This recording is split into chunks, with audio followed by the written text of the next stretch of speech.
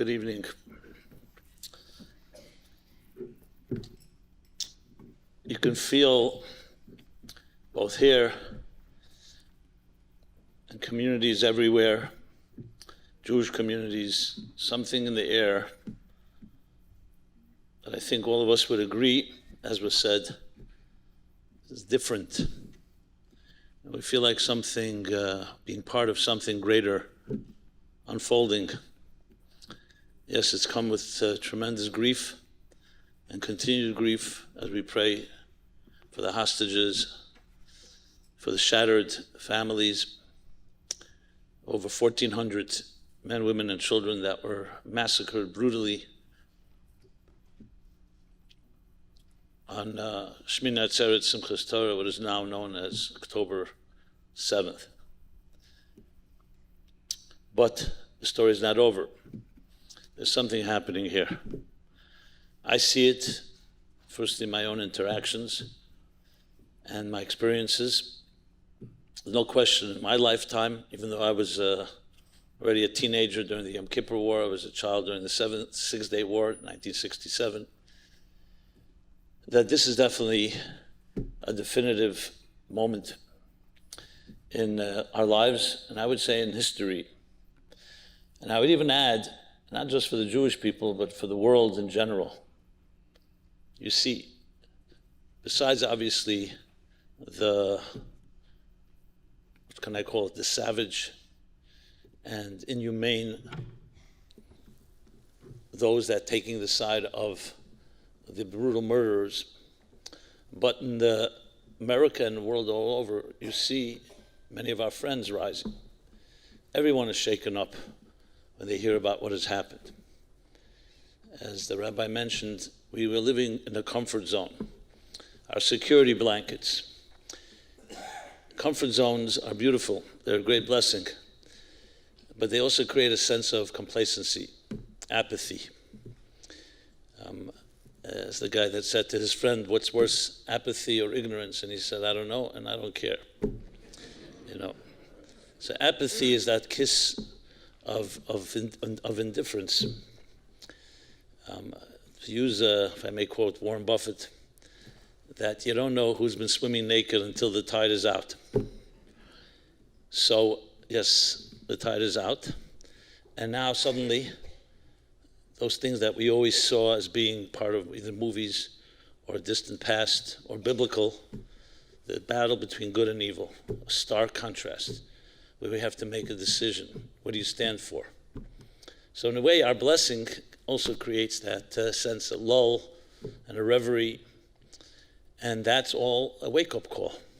Now, it's sad that it has to come through such events, but that's maybe the absurdity and the bizarre nature of human beings, that there's something that loss and tragedy and trauma does that nothing else, in a way, wakes us up that way. Why that's the case that we have to take on up with Almighty God. But I want to say this, and I think it's a sentiment that we all either have words for, or maybe we don't have the exact words. We are here as a people for close to 4,000 years, the only nation that still stands after all the great empires, many of them who persecuted us, have long fallen.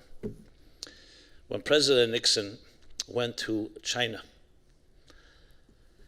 in 1971, so it was the Western world, the Western journalists for the first time were exposed to the Chinese culture, and vice versa. So they asked the Prime Minister Zhou Enlai, who'd taken over from Mao Zedong, they asked him, the Western journalists did, they asked him what is his opinion of the American Revolution. And his classic response was, it's too early to tell, is what he said. Now, this is not a pro-Chinese speech, so that's not where I'm going. I hear from people who've done business with Chinese that they don't respect anyone except Jews. I didn't say love, respect, because we're the only ones here longer than they. So they're here 2,000 years. We're here close to 4,000 years. That's not a small thing. I know we hear about it in Hebrew school and we're taught in different sermons, But this comes now to the surface in a time like this, that we had a great-grandfather, his name was Abraham, not Lincoln, Abraham, the patriarch in the Bible, who single-handedly pioneered morality, ethics, justice, charity. Every value that the modern world cherishes was pioneered by our great-grandfather Abraham. So no one has to preach to us morality. We brought morality to the world. We're not perfect, but we brought civilization to the world. So I can stand here and say to you, I've never been prouder to be a Jew than today. Why it has to take the enemies to elicit that, I don't know. Some people say the Jewish people are like a tea bag. You don't know how strong they are until you put them into hot water. You know? A little humor in these serious times doesn't hurt, right? Yes, that's exactly the case. And this is not a bumper sticker or a cliche. Open up the Bible, the book of Exodus, right when we have the first institutionalized discrimination of the Egyptians enslaving the Jewish people. So it says, this verse, it says, as they were oppressed and afflicted, in direct proportion to their pain, they thrived and they flourished. That's our story. Every therapist, everyone going to therapy can learn, if you want to know how you deal with trauma, how you deal with suffering, with pain, just look at the Jewish people. We're a living example. But again, when things are going well, we don't really pay attention.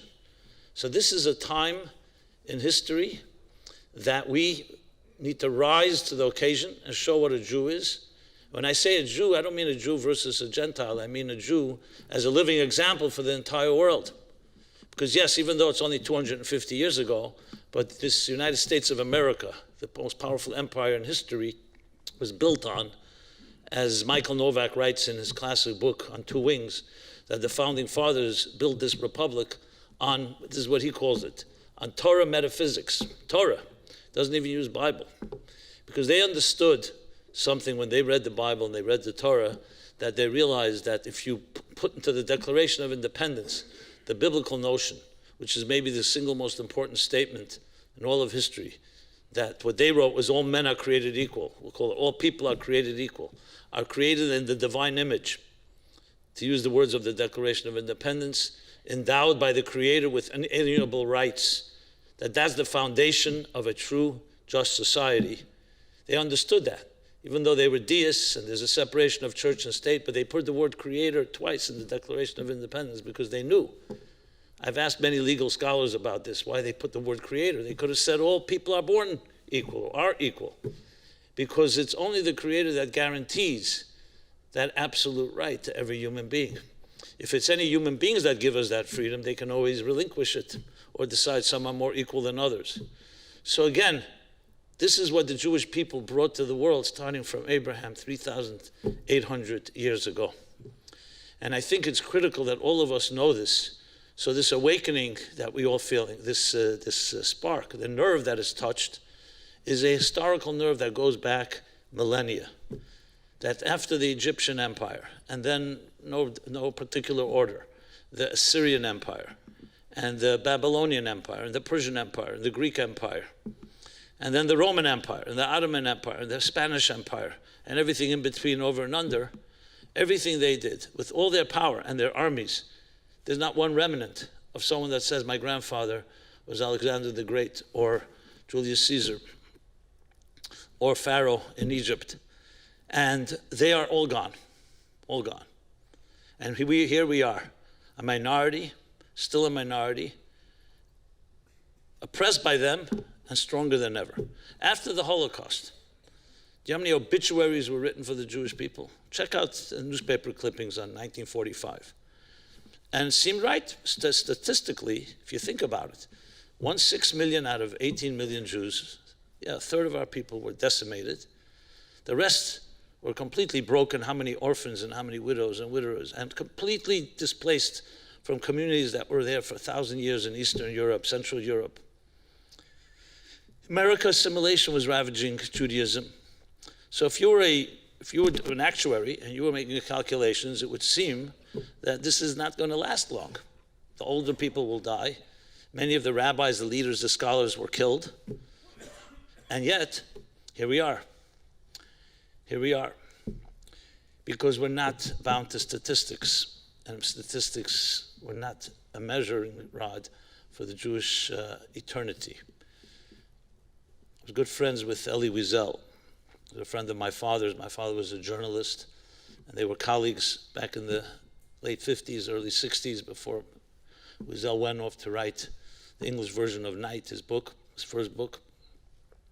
So I once asked him, I said, is it true that when the Jews were being marched to the gas chambers, some of them were singing a song called Ani Maimin, I believe with complete faith? And he said, well, we were not near, the barracks were kept some distance from the chambers. They didn't want us to know, even though we did know. But I can tell you, every day, that song, Shema, Kaddish, Moda'ani, I mean, he says prayers and songs were constantly being sung throughout. So I asked him, I know I'm an American boy born in freedom, so maybe a disrespectful question, but let me ask you, does it make sense? It seems insane that here the Jews had every right to be angry, furious at God. Here, a chosen people, you're chosen to what? To be exterminated. Where is God in all of this? And instead of that anger, they are singing God's praises. Does that make sense? It sounds like either there's some dissonance, some detachment, some escapism. What was this? So I remember his response, and echoed by others that went through those hells. The response was, no, first of all, we know that Jews are insane in a good way, so that's not a surprise. But on a serious note, the Jews were declaring, for then and for all time, they were declaring the following: that you may take our bodies, but you can't take our souls. You may take our lives, but you can't take our faith.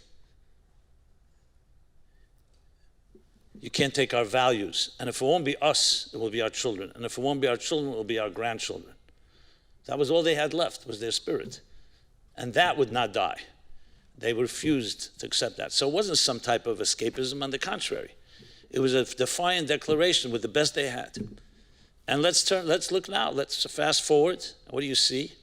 I was in Berlin on Hanukkah one year, and I asked the rabbi to take me to the Brandenburg Gate, which actually recently was displaying the Israeli flag. The Brandenburg Gate is where Yamach Shemai Hitler, with his hundreds of thousands of legions of Jugendrat, and we have videos and pictures of it, where he stood. You know what's standing there now on Hanukkah? Exactly where he stood? A menorah, a Hanukkah menorah. And when I asked the rabbi, how'd you pull that off, that the Christmas trees are to the right and to the left, and you have the menorah in the center? He said he knows the curator, and he convinced him that for the choreography, it looks really good to have a menorah with light and 2 pine trees to the side and so on. Yeah, remember, the pine trees are actually where we get the schach for Sukkot, so that's another story. But point being is that's what's standing there today, a menorah. And you see little Jewish children running around with kippot, lighting candles, doing mitzvot, whereas the Nazi children and grandchildren have changed their names. They're hiding their identity. So I'm not suggesting that we didn't suffer greatly, and I'm not coming to explain it either, because it's not explainable. But I am saying, look who survived. And those that went to the gas chamber and they sang Ani Mamin, it's exactly what happened. You know why? Because they knew the secret. They knew the secret that when Abraham walked the land of Israel, we just read about it in the Torah a few weeks ago, and God says to him, this land that you see right now, I give to you and to your children and to your descendants.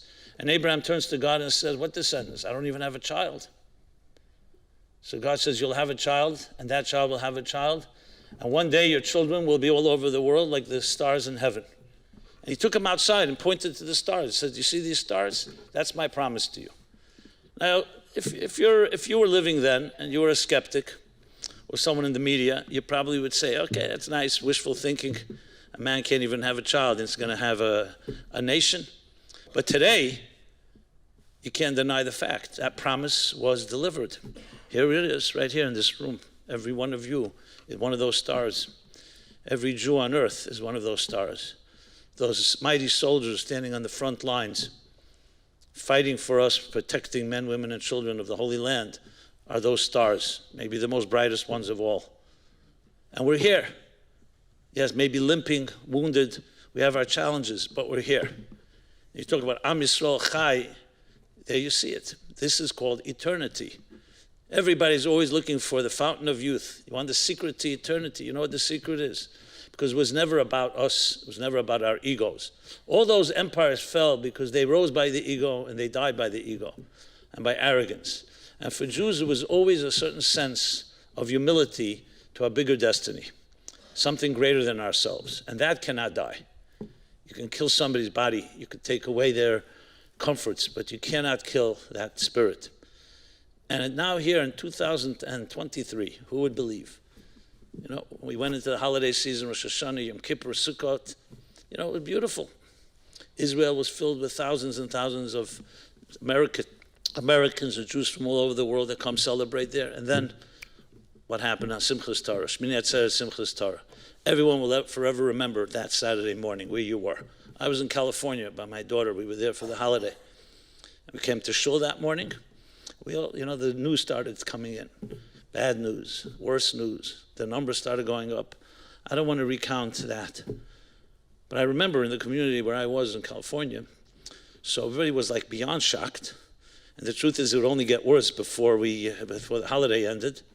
So I remember they asked me to speak for the children, for the families, just to give some strength. So I said a few words. But basically I said, look, I don't know exactly what's happening, but remember, no matter what is happening, we cannot be destroyed by anything because, as I said, affliction only makes us more powerful. We all remember that. And the fact of the matter is, with our tears and our broken hearts, which continue to be broken, what we come to discover is it does not break our resolve and it does not break our spirit.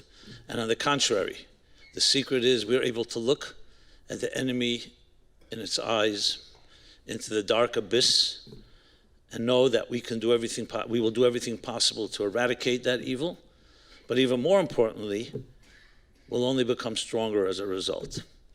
And what day did Hamas choose to attack the Jews? It was Shmini Atzeret Simchas Torah. You know, they thought it was a day we're vulnerable, the holiday, the guard is down, you know, people are traveling with family. Just like 50 years earlier, Yom Kippur was also a holy day, and they chose that day to attack us, surprise attack. But they didn't know another thing, thank God. Same thing with Haman. We all know the story of Purim, Haman. Haman threw lots. That's why it's called Purim. Purim in Persian means lots.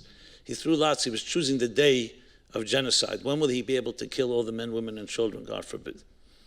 And it fell out in the month of the Hebrew month of Adar. And he was elated. Why?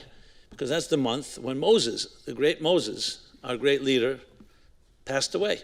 So he thought, perfect. It's a bad omen for the Jews this month. Little did he know, the Talmud tells us, that it's also the month and the day when Moses was born. So he only knew half of the story. Simchas Torah, I'm sure you know this, but if not, it's good to point out. Simchas Torah is actually, why is it such a great joy? Why of all days in the year, suddenly Simchas Torah, this exuberant explosion of unbridled joy and dance with the Torah? Why Simchas Torah? I mean, we have a holiday for the giving of the Torah. It's called Shavuot. 50 days after Passover, on Shavuot, we celebrate the story of Sinai. Because after the Jewish people received the Torah on Shavuot, they built a golden calf. And that's the story when Moses comes down and sees that they basically betrayed God.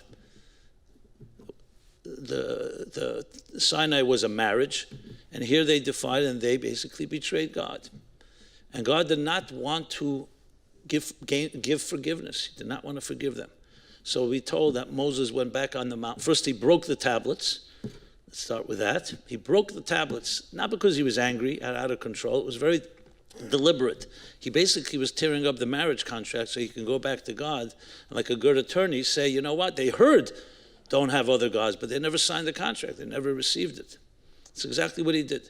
And he marched back up on the mountain, And for 80 days, persistently would not give up until he gained forgiveness. And on Yom Kippur is the holiest day of the year, not just some random day, because that's the 80 days later when Moses was granted forgiveness. He would not take no for an answer. It's when one man stood up to God and ultimately prevailed over God to forgive the people, that there's hope. Because he was saying to God, I understand they made a grave mistake, but you need to give me hope. You need to give me something that I can tell the human race and tell the Jewish people that even when you make a grave error, you can repair, you can mend. And that's why we celebrate on Simchas Torah. Essentially, in different terms, Simchas Torah is the celebration of the indestructibility of the Jewish people. That's the day they chose to attack. So I'm not minimizing the attack, but what they unleashed was that eternal power that can only come when we're in pain. Unleash that eternity that you're seeing right now, shining and glowing in every one of our hearts and souls. What do we do with our fury? What do we do with our anger? What do we do with our pain? So everybody has the ways they deal with their traumas. No, we did not go ahead after World War II, even when we had a great military in Israel, and exact vengeance on the Germans by bombing them and killing them for what they did to us. Our revenge, as many Holocaust survivors will tell you, they'll open up a photo album, and with the pain in their faces, they'll say, you want my revenge? Here's our revenge. My children, my grandchildren, my great-grandchildren. That secret, to be able to take so much anger and so much negative energy and to be able to harness it and channel it into changing the world, I would like to show me which people, which nation is ever able to accomplish that. So we have to be proud that we're capable of that. And that's because there's something greater than the moments of life, and that is the big destiny. Yes, the destiny that we received from Abraham, our patriarch.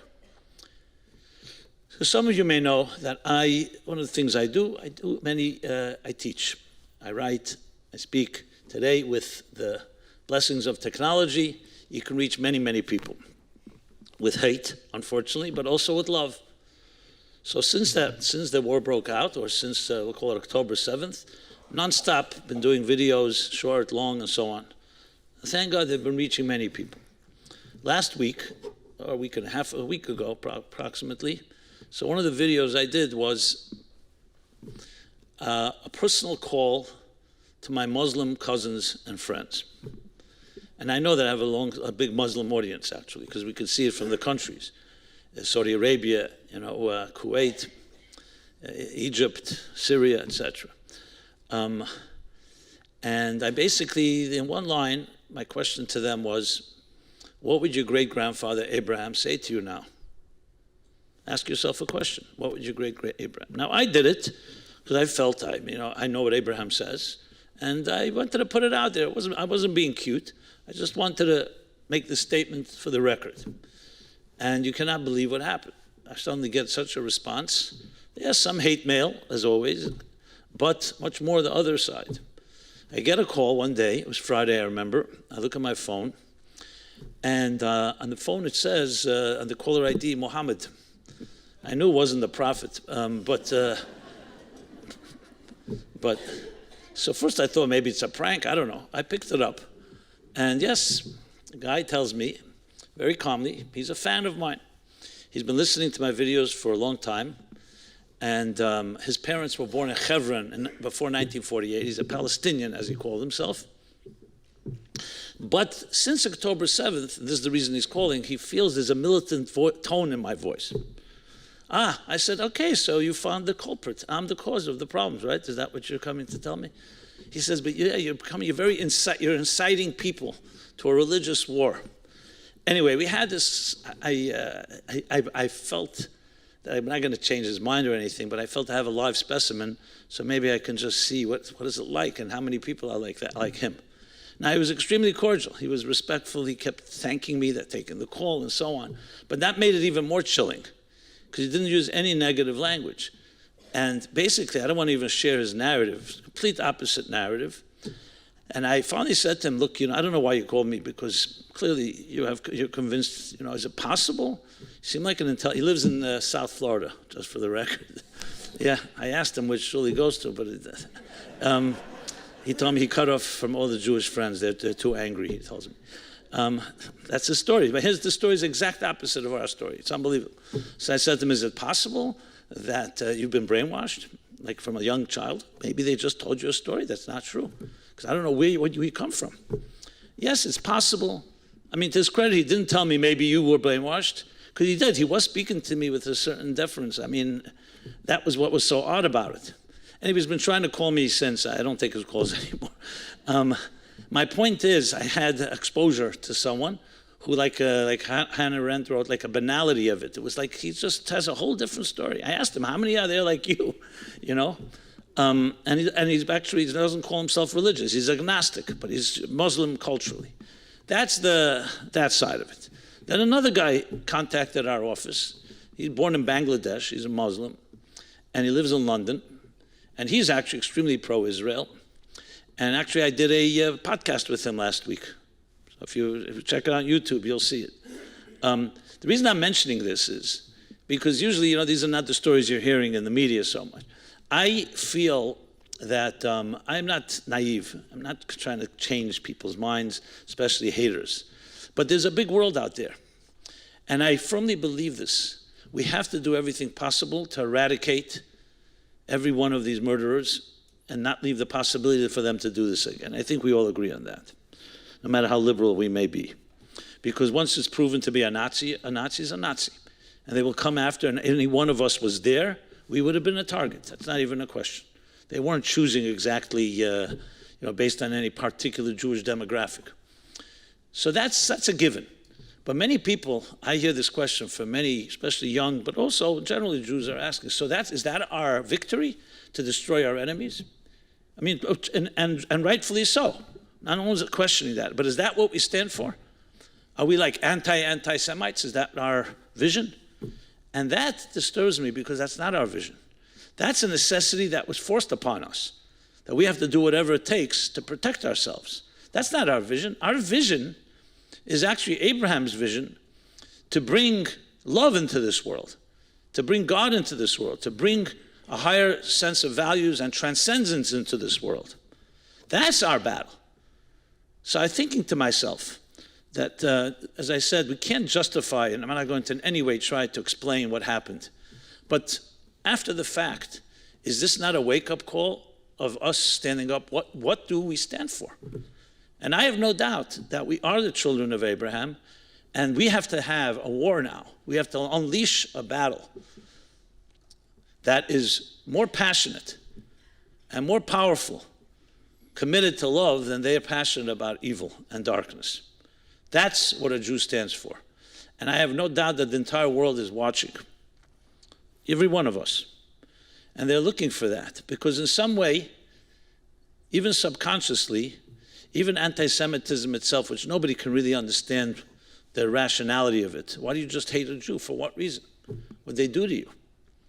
That perhaps in some way it's a materialistic world, hostile to that transcendent message. What do you think happened when Abraham began to teach the morality and ethics of his time? He was shunned because it was a pagan world. The leaders of the world were interested in power and control. It was a world of survival of the fittest. Dog eats dog, and whoever's more powerful is more powerful. As I said before, it's only 250 years ago where we have the first institutionalized democracy, where freedom, where individual rights are valued. What was the world like before 250 years ago? Who ruled? Monarchs, the church, despots, totalitarians, fascists. Some were benevolent, and most weren't, but we were at their mercy. Abraham fought, and it took thousands of years for the world to begin to embrace these values. So maybe we've lost somewhat the moral compass. I say we, I don't mean myself or us necessarily, but look at the universities, so-called the bastions of what's supposed to be academia, the brightest and the greatest. How'd they lose their moral compass? It's because when you have a godless system, that's what it is. They say Bertrand Russell once did something unethical. And the Board of Ethics in Cambridge called him in and said to him, Professor Russell or Dr. Russell, you teach ethics. How could you behave so unethically? So he said, look, I also teach mathematics, and I'm not a triangle, you know? Okay, obviously nobody's perfect, but contrast that with a beautiful teaching from Maimonides. The Rambam writes, you want to know who's a wise person? You want to know who is a brilliant person? You don't look at their intelligence. You don't look at their books and the papers they wrote. You don't look how well they argue and how well they can deliver proofs for any logical argument. You know what you look at? How they behave. You look at how they walk and how they talk and how they eat and how they drink and how they sleep and how they deal with other people. That's the true sign of wisdom. You see, what Russell was saying, yes, we understand we're not perfect, but he was actually like almost proud of it, that you don't have to be, what you teach is not who you are, and who you are is not what you teach. Obviously, none of us, no teacher on earth is a perfect human being, but that's not something we're proud of. The standard is one that we're aspiring to. Because in Judaism, you see, ethics and morality goes hand in hand, not just because it makes sense. It's because we answer to something greater than ourselves. We're accountable. The thing that many people just don't like. And much of the Enlightenment, as much as they were enlightened, Voltaire and the others, they were also rabid anti-Semites. Explain that, such open-minded people. Because when you don't have an accountability to something greater than yourself, then you become God. It's called self-worship.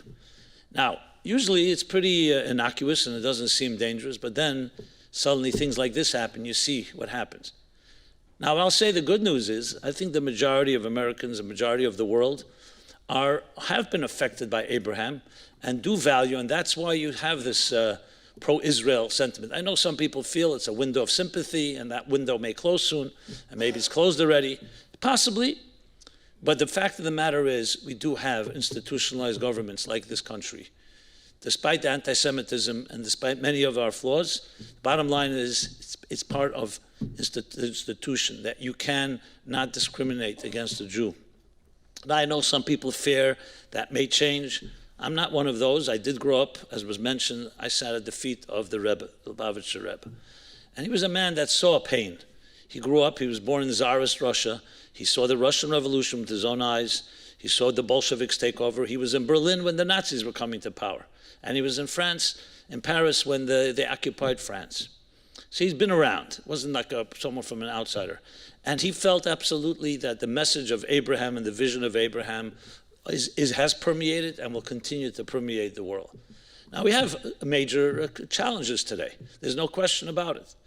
I firmly believe that every Muslim can be reached. There are real haters.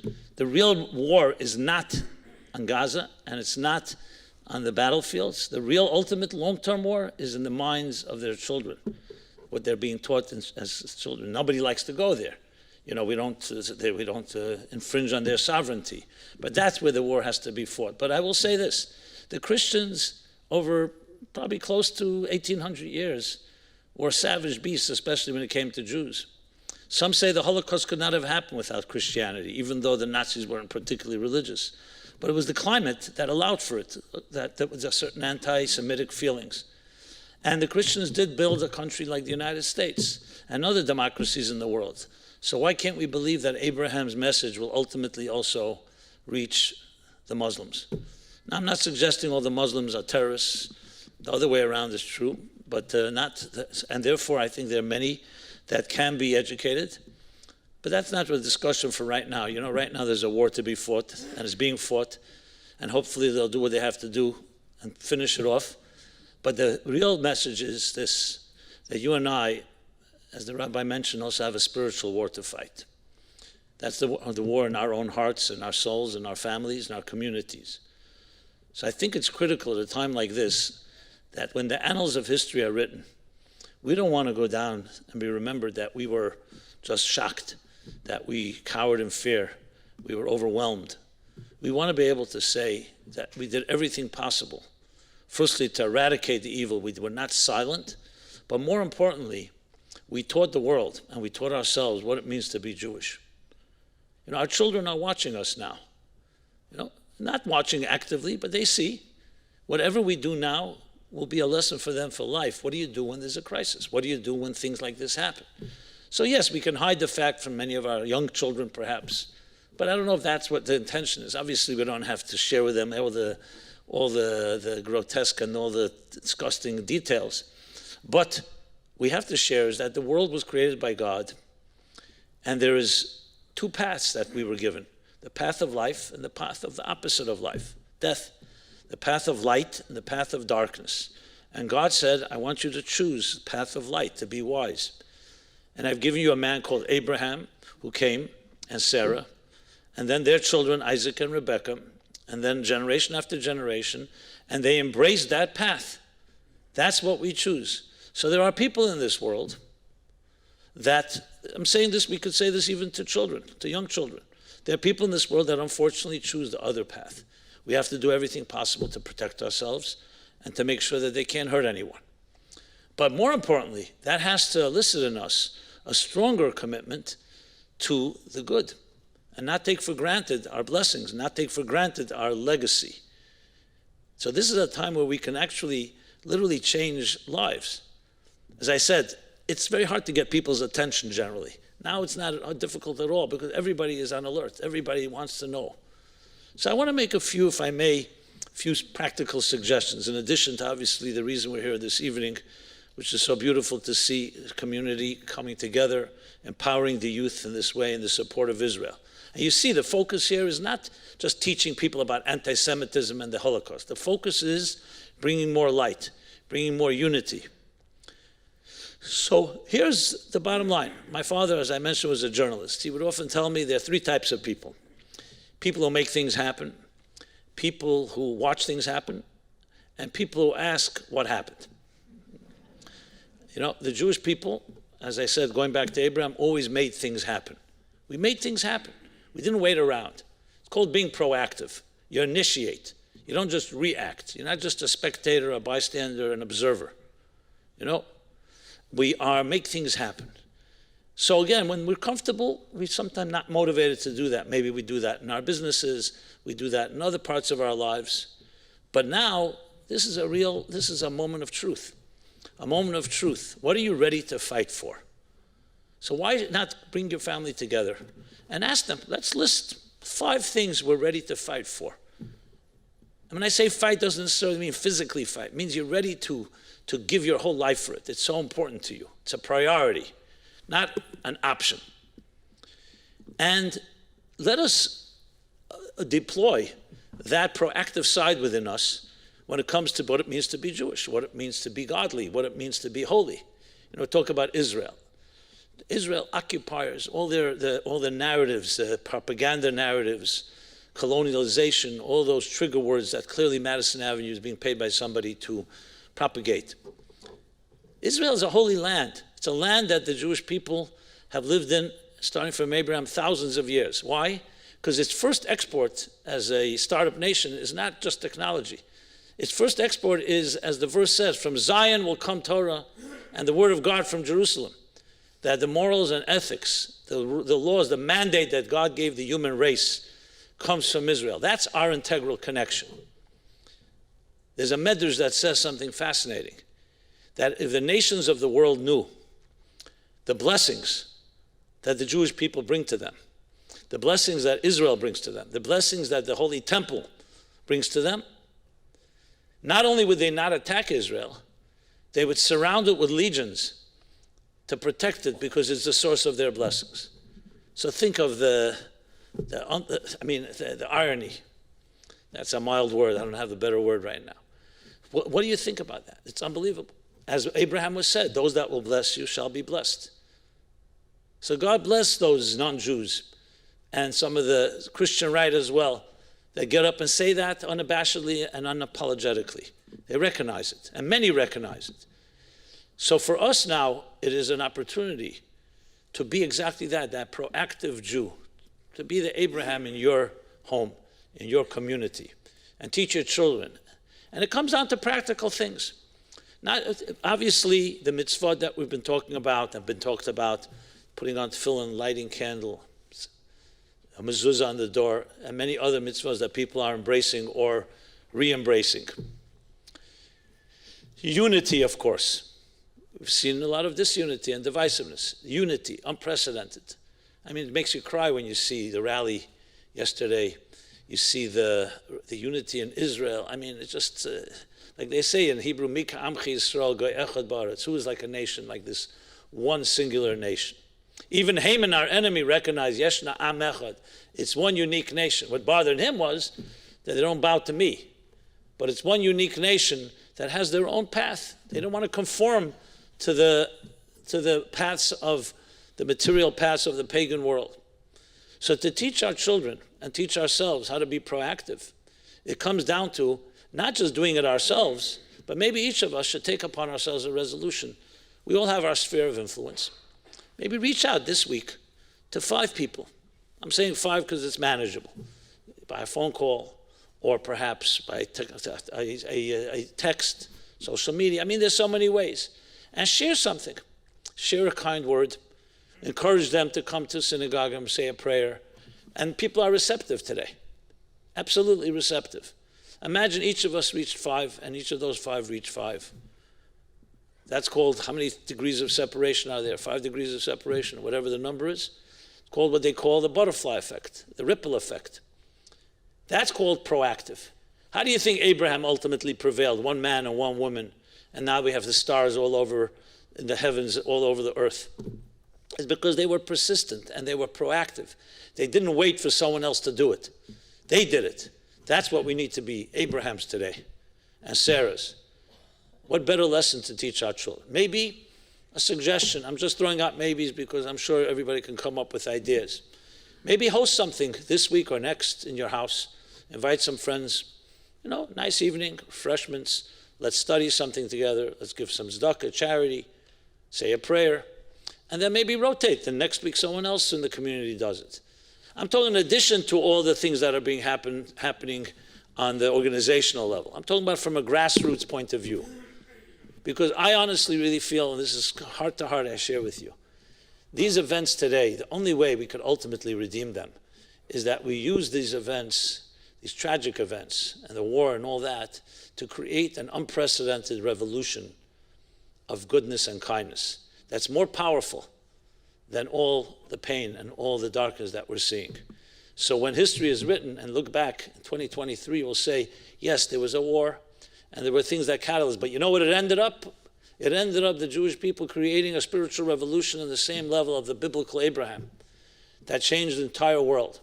And I'll add, that's not just for Jews, the non-Jewish world. I happen to reach many non-Jews because of the videos, and my message is more universal. You know, so obviously there are parochial messages, Jews to Jews, especially when it comes to Jewish mitzvahs and so on. But at the end of the day, as I said, Abraham was called the father of all nations. Father of all nations. What he taught was a universal code for all. There are 8 billion people on this planet. 8 billion people on this planet. Everyone was chosen by God to be here and was created in the divine image. Whether everyone lives up to that divine image is another story, but that's what's expected. So why shouldn't we, as children of Abraham, say to everyone, remind them that this grandfather of all of us taught us something.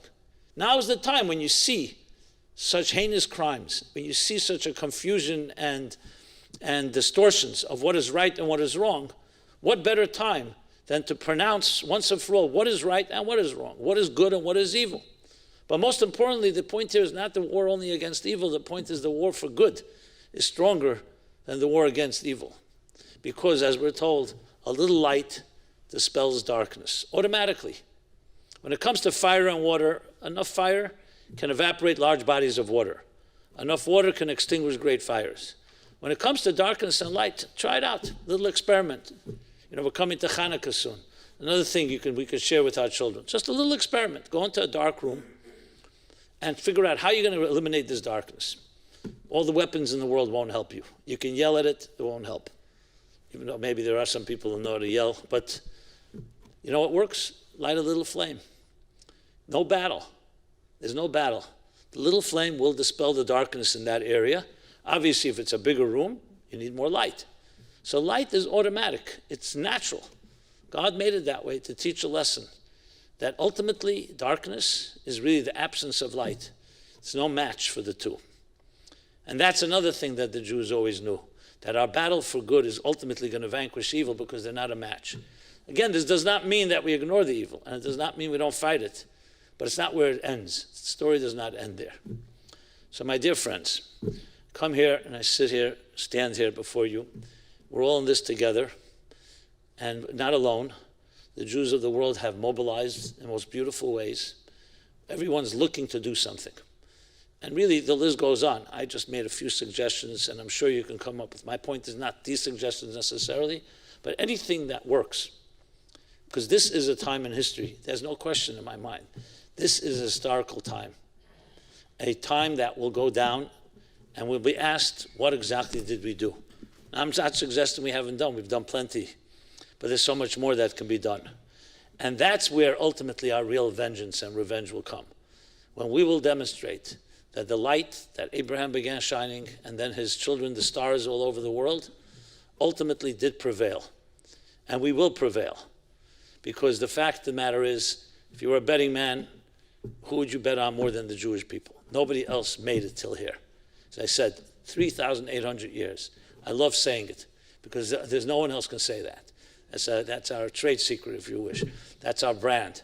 And I'm saying it not, God forbid, arrogantly, or I say it proudly, because we have something that works. In business, they advertise, they say, brewing beer since 1868, or the family business 70 years, whatever. The business has probably changed hands many times, but people like, family business, there's loyalty, you feel the trial and error. We've been doing this for 3,800 years. We're far from perfect, but we're here. And there's something to appreciate, especially today. And for those that have a little fear, and I'm sure it's natural, we're not invalidating some of the apprehension we have, what's going to be. We see it's a difficult battle. You're dealing with real enemies, and then you get on and watch some of the media, and you see people getting on saying things that just make your blood boil. Maybe you should lower the amount of time you watch that stuff, because it doesn't really help much. But I don't know if that helps me telling you that. That you may need to work it out with your therapist. But what I will say is this, that when you're busy doing good things, you really don't have time for sideshows. So if you commit yourself to something, you say, today I'm going to do something really that's going to bring a lot of light to my life, to my family, to my community, guarantee you'll have less time to aggravate over some of this stuff. And yes, we do have to educate ourselves as well. We need to have an answer when someone says to you, why the Jewish people living in a country where nobody wants them, meaning nobody around them, all their neighbors want them gone. Why can't they just move somewhere else? We need to have a quick answer. And the answer is very straightforward. God gave us this piece of land in order to bring holiness to this world. A holy land, a promised land. There's nothing wrong with quoting the Bible. It's very popular today. The Bible, at the end of the day, is the best-selling book in all of history. The New York Times will not tell you that on their bestseller list. It sells more books a week than all those books combined. Check it out. So that just tells you a little more of the distortions out there. They don't. At least they should have a disclaimer that, by the way, the Jewish Bible is the best-selling book in all of history. Okay, but that's just a little aside. But to conclude, let me say this. This is a time in history, and I feel, based on what I was taught, as I said, the Rebbe, a great, great visionary, passed away 30 years ago, but his message reverberates within me, resonates, because he was a true Moses in his time, a real leader. He saw things. And I don't say that in a miraculous way. He was a wise person. He understood the panorama of history. He was able to look beyond the trees and see the forest, the bird's eye view. And the bird's eye view is a beautiful one, that whatever we began thousands of years ago, we will conclude, and we will march into a world of peace and harmony. And all the nations of the world, all the nations will celebrate the one God and will pray in the same temple. It will be called the house of prayer for all peoples. And we will be a light unto the nations that we can begin being right now, even more than we have been till now. And you'll be surprised the respect that people will have when we behave that way. Ultimately, the Jews shine most when they live up to their legacy. Yes, we have doctors and we have lawyers and we have scientists and we have brilliant Jews, Nobel Prize winners. But an Abraham, greater than them all, because he pioneered everything that makes this life worth living, all the values that we cherish so. And we're proud to say that's our grandfather, in an unbroken chain, each one of us. So God should bless, especially the first leaders, the military, standing on the front lines, fighting, sacrificing their lives for the innocent men, women, and children in the Holy Land, in the Promised Land. God should protect Jews in the Promised Land. God should protect all of you, every Jew on earth. As we say in the prayers, and we say in the Psalms and all the different blessings we give, and God should protect all innocent human beings on this earth. And we should ultimately eradicate all the evil in the most painless possible way. The hostages should be released unscathed. And may we all say amen. And may we together march in our lifetime, see how we transform this world with goodness, with more passion to the goodness than their passion for evil. And then we will usher in personal and global redemption, personal and global peace forever and ever. Thank you so much.